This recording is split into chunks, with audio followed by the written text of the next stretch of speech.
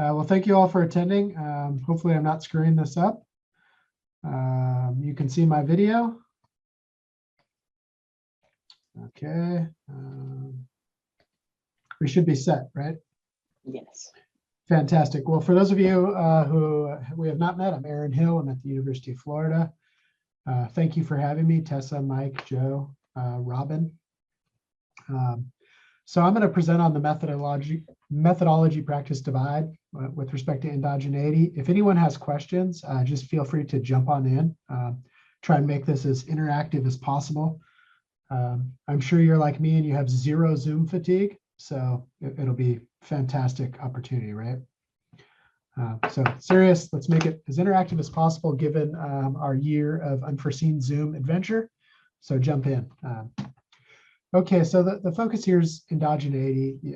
As you read, you've probably seen it's a focus of an expanding number of articles. And even though we're on the macro side, it's also in micro studies as well. So our micro colleagues are just now experiencing the joys of endogeneity that have really been forefront for us for a while. And as Tessa said, it's threat to estimates. And kind of what I'm going to talk about is we have a lot of material out there with respect to what we should be doing. So hopefully we'll kind of diverge with respect to, or we are diverging with respect to the best practices in the journals. For example, Mike's paper, Sarah's paper, John's paper with Travis. So there's a lot of stuff out there. But we're not quite following it. So hopefully this is one more step to kind of bridge the divide in a non-technical way. So since I'm talking about bridges, I put up a bridge here. For interactive, does anyone know what bridge this is? No, okay.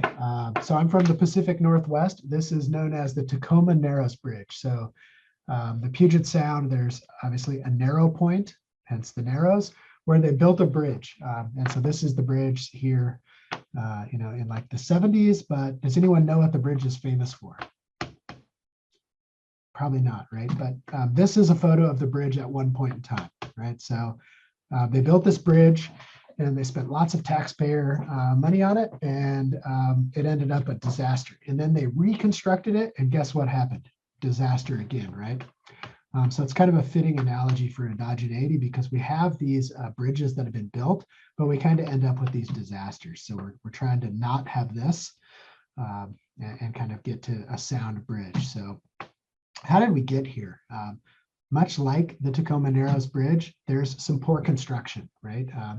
So in our training, we're doing the best we can to train students and to train ourselves, but things are getting more complex. It's not easy. There's limited time. There's different approaches. So you may be trained more in one approach than another. And there's also different traditions and terms with respect to where you're coming from. So there's plenty of kind of natural reasons why maybe our training falls short. That's not a problem. Hopefully we can bridge that. There's also misuse in practice. So much like the Tacoma Narrows Bridge, they had some construction problems, but when they were first diagnosing why this broke, they thought potentially that it was misuse because the traffic numbers vastly exceeded the expectations. So they thought, hey, maybe we're putting too much weight, we're putting too many cars, etc. Our methods are the same. It's not easy.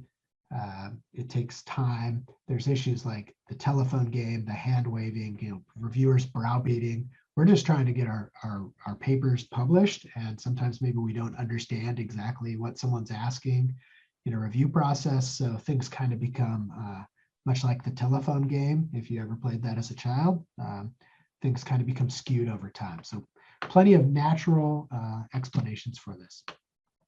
So our article is in the Journal of Management, and it talks about bridging the gap in 3 steps. And really it's simplifying the problem and offering a starting point. Our emphasis is there's plenty of stuff out there. I alluded to Mike's work. I alluded to John's work. I alluded to Sarah's work. There's lots of stuff out there that's maybe a little more technical. What we tried to do is do as non-technical as possible and really break this down and say, okay, you're facing this problem. What should we do? And also talk to reviewers and editors with respect to, let's work on this from both ends of the problem. So that's what I'm going to talk about is 3 steps. And step one is to diagnose the problem. So going back to the Tacoma Narrows Bridge, they tried to diagnose the problem, and actually why they were diagnosing it, the second time the bridge just collapsed, so they had to start over. But they were diagnosing, and they thought, maybe we put too many cars on it, maybe it was poorly built. It turns out they think it was poorly built rather than the cars, but certainly extra weight didn't help, right? But it doesn't matter, the bridge collapsed, they rebuilt it. So endogeneity is kind of the same thing. There's specific causes. And when we just say, hey, there's endogeneity, like it's some ghost or specter, that doesn't really help us, right? So as reviewers, if you can, be as specific as possible. And as authors, when you're trying to address a situation, so Sarah's going to talk about selection, John's going to talk about omitted variables, be as specific as possible with respect to this is the problem facing our study, because much like the slide says, we can't fix sick, we can't fix broken. It's hard to fix endogeneity generally. We need a little bit more specifics. So be as specific as possible, provide the rationale for why. And we offer some thought experiments that may help, they may not help, but maybe it's a starting point for thinking through this. So if you can kind of start with, do I have one of these 4 problems? Maybe it's a way to break it down. So for example, you may get a reviewer who says you have endogeneity, okay? What they fundamentally mean is you have some degree of correlation between the error term and the independent variable. And so, I've fallen victim to this too. So for example, I've said, we don't have endogeneity. No, that was an incorrect statement. It's the degree to which you don't have correlation, right? Unless it's absolutely 0 correlation, which is fairly difficult. You may have some degree of an endogeneity bias. So it's the degree to which there is a problem. But saying you have endogeneity, it's not helpful. It's too generic. So we need more specific information. Okay, so one, and John will go into more detail on this, is omitted variables. All right, and this is also known as omitted variable bias, a missing variable, an unmeasured variable, etc. So there's lots of names for it, but fundamentally you have an omitted variable. But if you're writing about this or reviewing about it, it would be helpful to inform what variable. It's typically the independent variable, but that said, any control variable in the model could also give rise to bias. So, be specific with the problem and address why. Like, why do you think there's an omitted variable here? Note, and I don't know if John's going to mention this or not. I was hoping, John, I don't believe it has come out yet on the JOM website, but I know you have a paper that is coming out that addresses this with respect to how concerning the problem is. And I would suggest everyone take a look at that, because it turns out that it's probably not that significant of a problem, but there's ways that to address it real specifically, which he'll touch on. There's also simultaneity endogeneity, and this, for example, is often known as reverse causality. This is often a problem in longitudinal studies because the DV at time 1 may affect the independent variable at time 2, etc. So even putting in the control can not necessarily attenuate this. But again, if you're an author or a reviewer, it's important that we inform what variable and why. Like, why is there reciprocal? Is your model addressing it, etc. If you just say, hey, you have endogeneity, there's really, it's not helpful as a reviewer. And as an author, it doesn't help the reviewers have confidence in your knowledge of what you're doing. And I know, we have space limitations and we're trying to write as clearly as we can. Sometimes we gloss over this because we know the problem and our readers don't, but I encourage you to just slow down a little. I've fallen victim to it. Like, yeah, I'm typing, I just kind of want to get the paper off to my co-author, but really just try and slow down and inform what variable and why. Okay, there's measurement error. We often assume this away because it's a fundamental assumption of our regressions that we don't have that much measurement error. But again, it can be a problem, particularly if you have wild proxies, which we often do in our field. So it can be a problem. Again, inform what variable and why. We can't emphasize that enough. And then we have selection, which Sarah's going to go into. And this is, there's confusion on this topic specifically, I think, in our field, because there's really two forms of selection. There's selection into the sample, which Sarah's going to talk about, I believe. And then there's selection of the level of treatment. So selection of the level of the independent variable may not be independent of the dependent variable.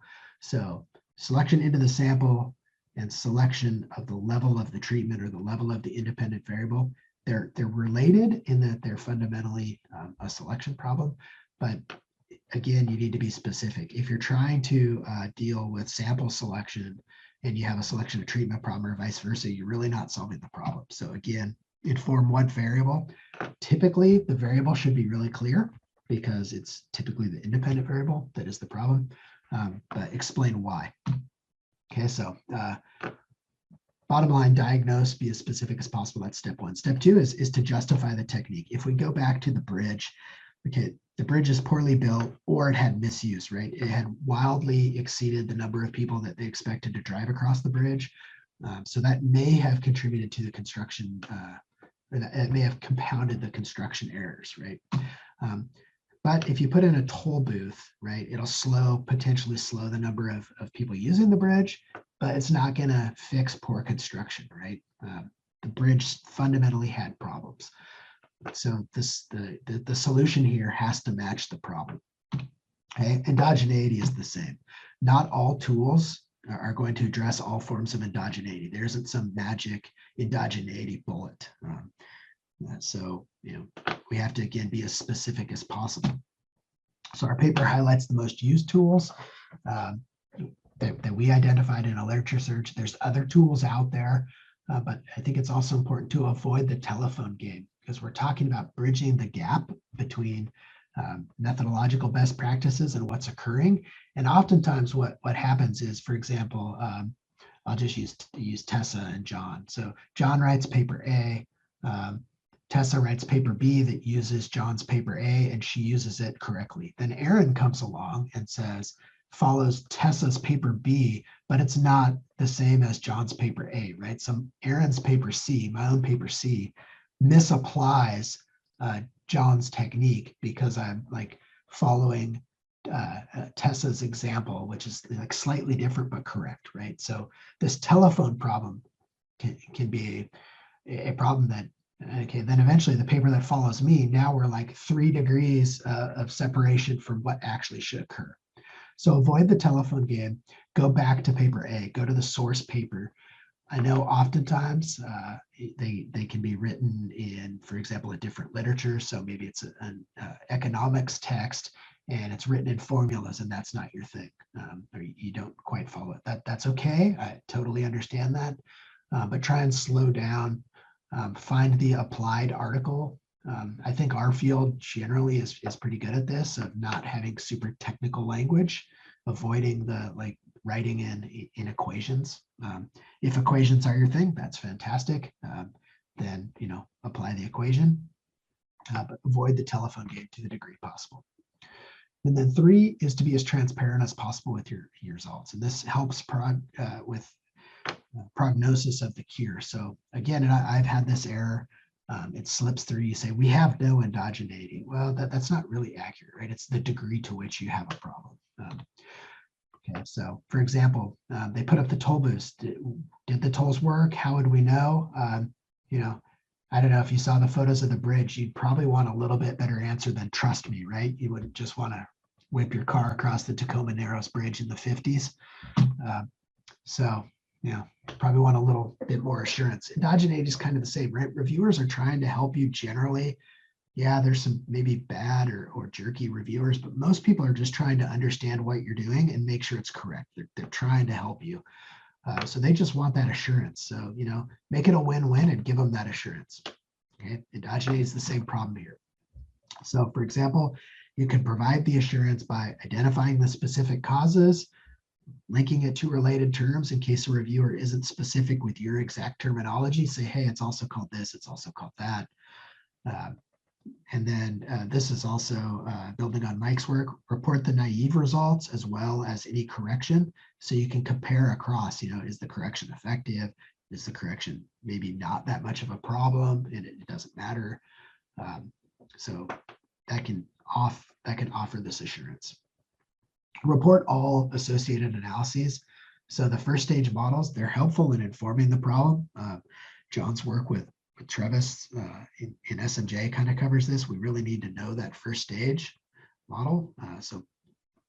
Also Mike's paper in 2014 SMJ says the same thing. I mean, put this in the paper. It can eventually be an online appendix perhaps, but let the reviewers see what you're doing.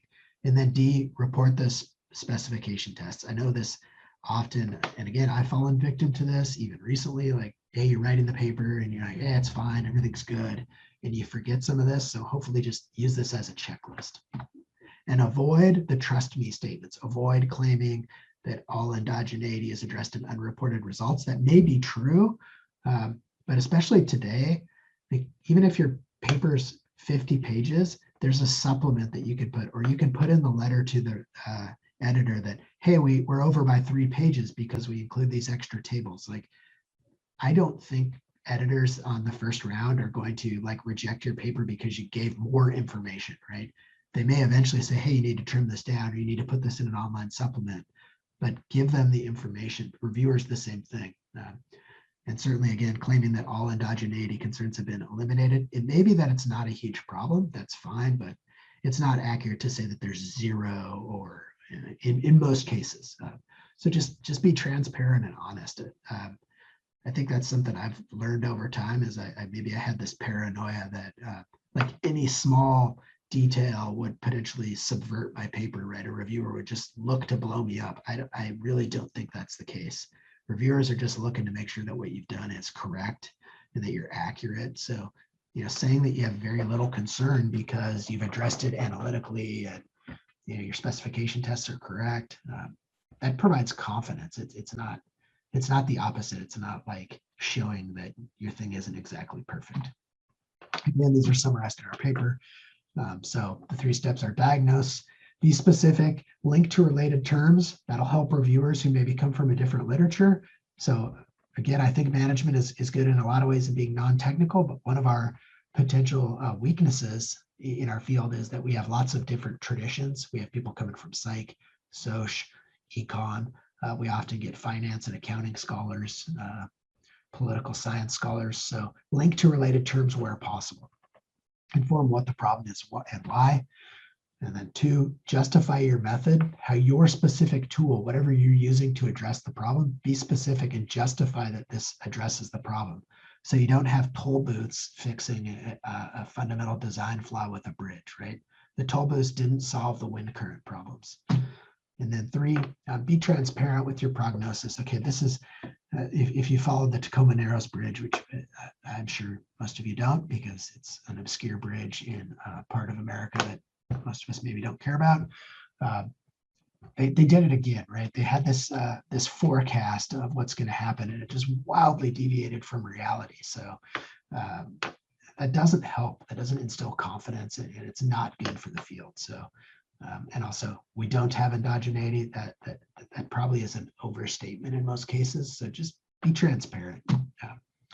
The result, hopefully, we build a bridge, and eventually, we'll look for new tools. So you'll see here that they added a second deck to the bridge. Look for new tools that address this. For those of you that are methodologically inclined, there are other ways to address this problem that we don't yet know. So, identify those and make sure you periodically do repairs and upkeep on your own methods knowledge. Things are evolving over time.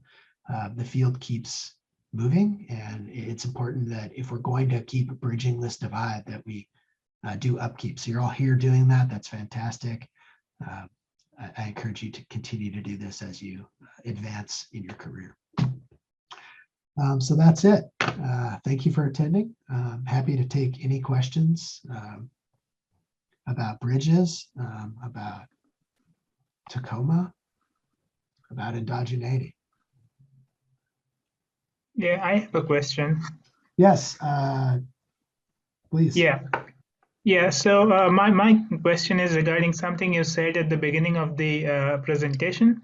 Like, unless the correlation between the error term and all the independent error term and all the missing variables is 0, we cannot say that endogeneity doesn't exist.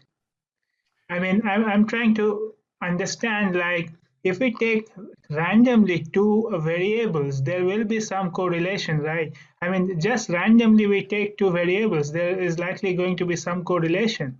So Right. I think unless perhaps the correlation is systematic, we can reasonably say that endogeneity doesn't exist. The probability that the correlation will be 0 is almost 0. Right. So yeah, I guess I want to emphasize a practical point.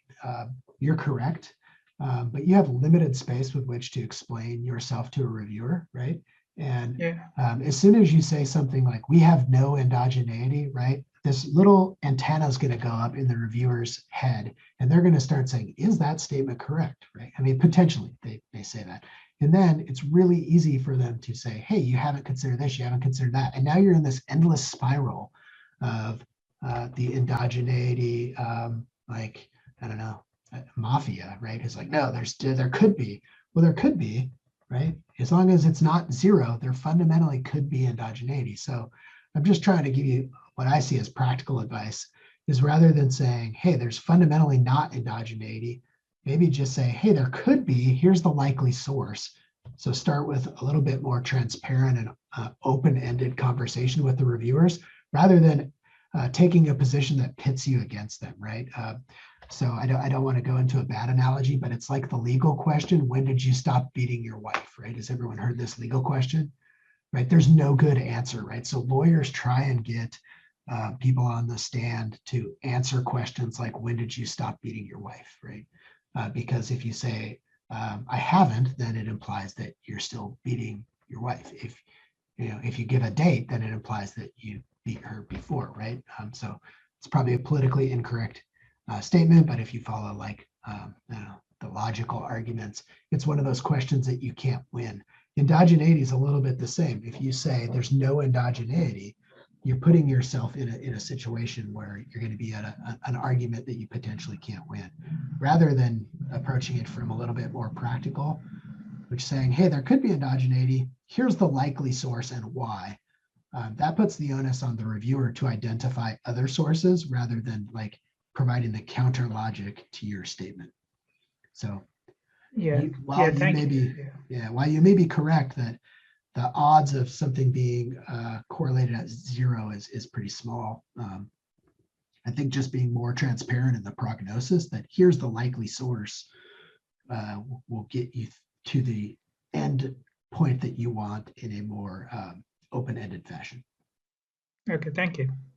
Yeah, and if someone else disagrees, feel free to jump in. We have Bert, we have Mike, we have Ryan Krause, Joe, some of the Brent, some of you senior people that have John, that have Sarah, that have probably missing someone, that have confronted this with reviewers. If you think that advice is wrong, please speak up.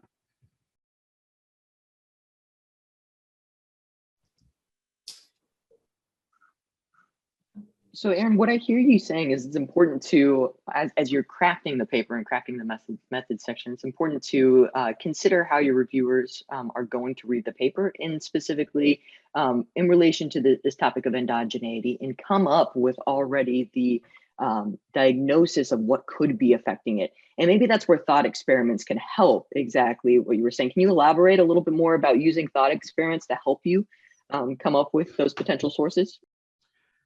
Yeah, so maybe this is like a wrong answer, or maybe it's a long-winded answer to your story, but I tended bar for a few years in college, right? And at the end of the night, maybe you'd had a drink or two and you're trying to close the bar. And they gave us this checklist, right? That was like, have you done these fundamental things?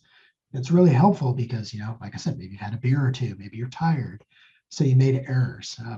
So hopefully this kind of checklist and thought experiment is really avoiding those errors by saying, do I have an omitted variable? Yes, no. If so, which one? And generally it's your focal independent variable is the concern, but it also could be a control variable. But hey, do I have a problem with this? Okay, next. Do I have sound measurement? If not, then I potentially have omitted variable. Okay, check. Next, do I have a selection problem? So kind of thinking through that checklist, I think is helpful. And that will kind of give the reviewers the honest, like, we've thought through this, we've been transparent. Hopefully then the onus is on the reviewers to say, here's this thing you haven't considered, rather than the blanket, you don't have endogeneity or you have endogeneity. So I think that the thought experiment essentially like puts the ball in their court a little bit. Like, we've thought through this, we've addressed the likely scenarios. Give us another scenario, right? So Right, no, that's absolutely. kind of a two-part answer there, Tessa. Sorry, is one is the checklist will make your methods better and more transparent, but two, it also kind of punts it to the reviewers to say, hey, we've thought through this. We've given you open diagnosis of the 4 situations. Tell us what we missed. No, I love that. I love communicating that to the reviewers, at least in the initial draft of the paper, and then going back and forth in the review process. That's definitely helpful and gives them more confidence, as you were saying, in your results. Let's see if there are any other questions that we have from the field. Hi, I had a question. Yes. Thank you, Aaron, for that. And just kind of following on that checklist, when it comes to looking how you're testing for endogeneity, right? Whether you're using GMM or different methods, how in depth should you go into what your robustness test is and what assumptions can you make about the reviewer in terms of their understanding? Because some of the methods have limitations, right? And so I just want to get your thoughts on how extensive you should dive into exactly what you did and why.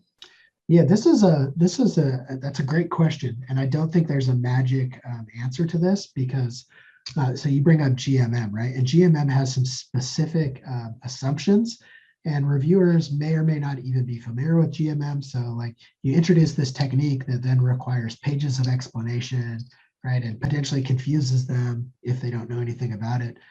So it's kind of this happy medium between not insulting someone that they don't know about it, right? You don't want to say like, hey, GMM hand waving, they understand about it, but you don't want to put so much detail that's like insulting. So you have to kind of find that happy balance. Hopefully, or the steps we kind of came up with are, first, diagnose if there's a problem. Second, provide the technique that solves that problem with some explanation, right? And you can always link to, okay, hey, it's GMM, so I want people to read Ariano Bond. I also want to give people Rudman, which is like a pretty non-technical or a less technical explanation of the problem. So you could, say, hey, the fundamental thing with GMM is we can't find instruments, so we derive the instruments from internal to the model through first differencing. Here's what that does, right? So you can be pretty brief, but also point them to the source articles. That's one thing we talk about in our paper is really going to the source articles rather than saying, Hill 2000 dissertation used GMM. That doesn't really help the reviewer, right? Because then they got to go find Hill 2000, and Hill 2000, I can guarantee you, was explained like shit. So don't point them to Hill 2010, sorry, right? Because everyone's confused. Point them to Ariano Bond, point them to Rudman, and give them as much clarity as you can. Thank you. You're welcome. Or hopefully that was helpful. I don't know.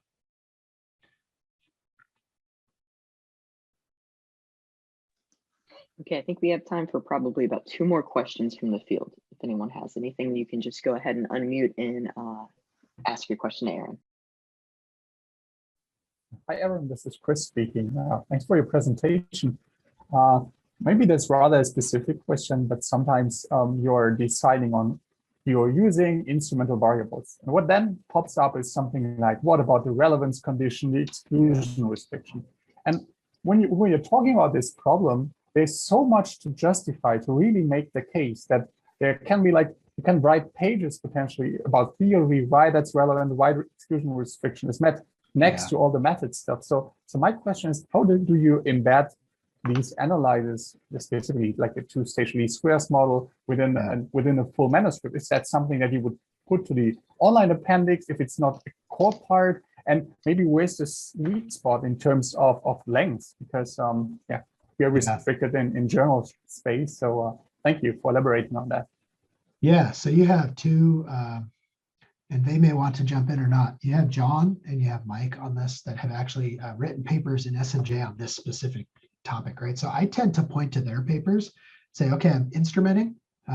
Here's what I need. I need something that theoretically relates to the IV, but not the DV, right? So like I have theoretical relevance, check. I have empirical relevance. So I show that first stage test that shows, okay, then I can test the exogeneity assumption. So I think you can write that down in a pretty concise paragraph or two by pointing to their work, right? Point to the Withers 2014 article in SMJ, point to John's paper with Travis and others in 2016 and say like, here's the core point. The exclusion restriction should do this, check, check, check. And then provide that first stage. If it eventually gets punted to an online appendix by the editor during the review process, that's fine. I would encourage you to submit it. Even if you go over the page link, just write in your letter to the editor that, hey, we're over by 3 pages because we included this table, this table, this table. Chances are they're not going to reject you for that. You can put it in the paper, like you can write the paper and the paper's 50 pages, whatever, 40 pages for SMJ, whatever it is. And you can put like supplemental appendix, right? And that kind of signals that this may be moved online, but you're providing it, you're being transparent as possible in the first round. So that's what I would encourage. You can cover the relevance and exogeneity, I think, pretty succinctly. I would encourage you. I think the Semedini Serto and Withers article has a great paragraph kind of on the back that says, here's our, here's our 3 recommendations. Like following this, we do 1, 2, 3, boom. John's paper with Travis has a great paragraph on the exclusion restriction and analyzing lambda. Like you can point to that specific page and say, hey, we did the 3 things they recommend. Okay, great, thank you. Great, thank you, Aaron. We've got time for one last question.